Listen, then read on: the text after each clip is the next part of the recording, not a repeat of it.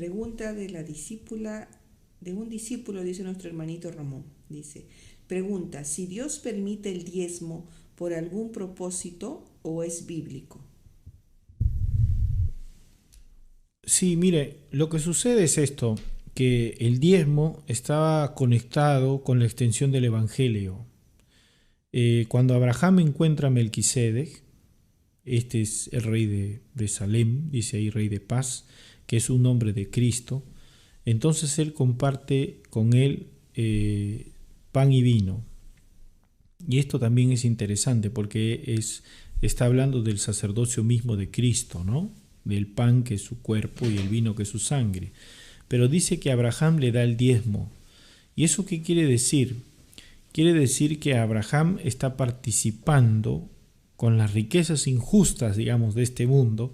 Él está participando y honrando a Dios para que este ministerio siga, continúe, se extienda. Ese es el entendimiento. Por eso también el diezmo estaba puesto para que los levitas pudieran seguir ejerciendo su ministerio. Entonces todos daban el diezmo y ellos recibían el diezmo y ahí en el diezmo estaba su sustento, pero ellos también daban el diezmo. Entonces ahí había un sistema que Dios había establecido con los levitas. Pero una vez que destruye el templo, los judíos no tienen dónde dar el diezmo.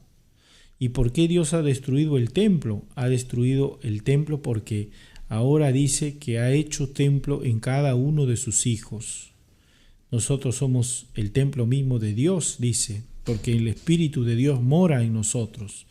Pero entonces, ¿qué pasa? Yo tengo que pasar a un nivel diferente. ¿Cuál es el nivel? Al nivel de la viuda. La viuda, ¿se acuerda usted que dio todo lo que tenía y el Señor se alegró? De esa misma manera, nosotros no hemos recibido el diezmo de Cristo, sino hemos recibido el 100% de Cristo.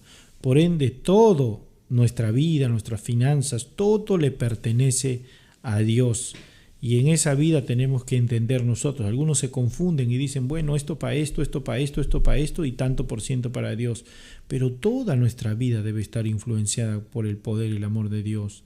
Y toda nuestra vida debe estar conectada al Evangelio.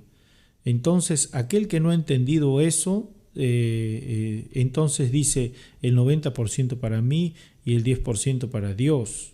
Pero aquel que ha entendido correctamente lo que Dios señalaba con el diezmo, entonces se da cuenta que Dios estaba pidiéndole al hombre un poco de fe nada más, como un granito de mostaza.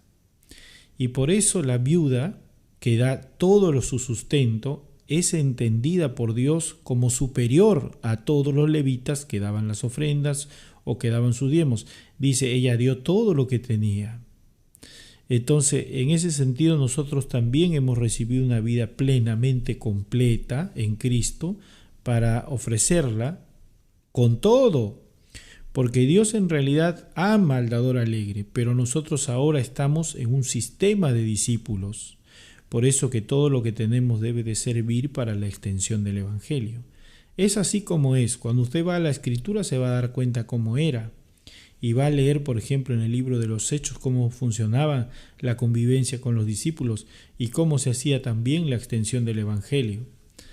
Ahora hay personas que han vuelto a hablar del diezmo, pero en un sentido solamente físico, y le han dado un valor como de castigo si es que no lo ofreces o no lo das, pero le enseñan a la gente una promesa falsa.